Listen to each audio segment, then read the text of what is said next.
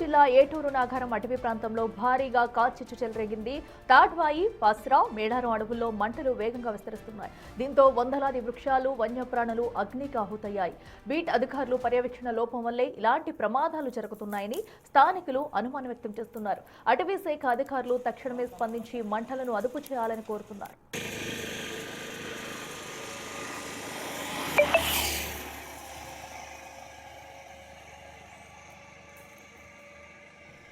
వీటికి మరింత సమాచారం మా ప్రతినిధి వేణు అందిస్తారు. వేణు, చెప్పండి. ములుగు వ్యాప్తంగా కూడా పలు ప్రాంతాల్లో అయితే కాచిచ్చు భారీగా వస్తున్నట్టయితే తెలుస్తుంది. సుమారుగా ప్రస్తుతం అక్కడ పరిస్థితి ఎలా ఉంది?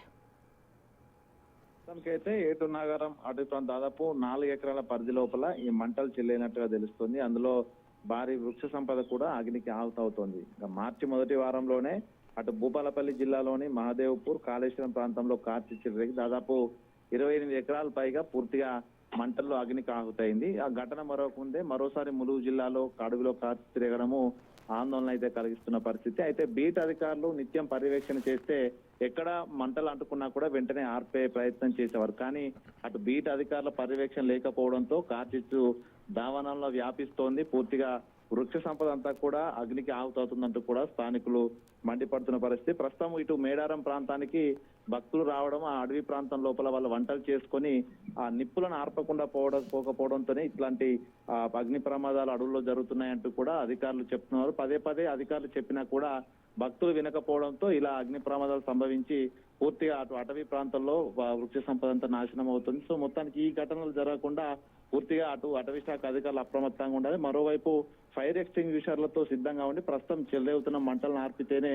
పూర్తిగా అటు భారీ నష్టం అరికట్టవచ్చు కూడా చెప్తున్న పరిస్థితి. ప్రస్తుతం అయితే బీట్ అధికారులు సంఘటనా స్థలానికి అయితే వెళ్తున్న పరిస్థితి. సో వాళ్ళు వెళ్లే వరకైనా కూడా పూర్తిగా డ్యామేజ్ కూడా తీవ్రత పెరిగే అవకాశం ఉంటుంది. సో ఇట్లాంటి ఘటన జరగకుండా మాత్రం అధికారులు అప్రమత్తంగా ఉండాలని స్థానికులు అయితే కోరుతున్న సిచ్యువేషన్ అయితే కనిపిస్తా ఉంది.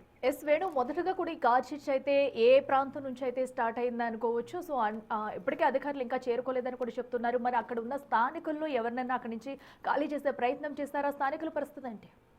ప్రస్తుతము మేడారము నుంచి దాదాపు 8 కిలోమీటర్ల అవతల వైపు ఈ మంటలు అంటుకున్నాయి. అక్కడ నుంచి ఈదురు గాలులు ఇవంతా కూడా గాలంతా కూడా ప్రస్తుతము పశ్చిమ వైపుగా వీస్తున్నాయి కాబట్టి తాడ్వాయి వరపుగా ఆ మంటలు అయితే వ్యాపిస్తూ వస్తున్నాయి. ఇప్పటికే పూర్తిగా అటు చాకురాలి ఎండినటువంటి చాకులు ఉండడంతో మెటీరియల్స్ ఉండడంతో అవంతా వేగంగా వ్యాపిస్తూ అయితే ప్రస్తుతం ఇంకా అడవి లోపలికే వెళ్ళిపోతున్నాయి. సో చుట్టుపక్కల గ్రామాల లోపలికి దాదాపు ఇదే మంటలు కనుక ఆగకుండా వ్యాపిస్తే రేపటి వరకు పక్కనటువంటి తండాల వరకు ఈ మంటలు వెళ్లే అవకాశం ఉంది. అయితే స్థానికులు కొన్ని కొమ్మలతోని కూడా ఆర్పే ప్రయత్నం చేస్తూ తమ గ్రామాల వైపు రాకుండా కొంత దిద్దుబాటు చర్యలు చేస్తున్నారు. కానీ పూర్తి స్థాయిలో మంటలు ఆరాలి, అర్ధరాత్రి పూట కనుక భారీ గాలులు వీస్తే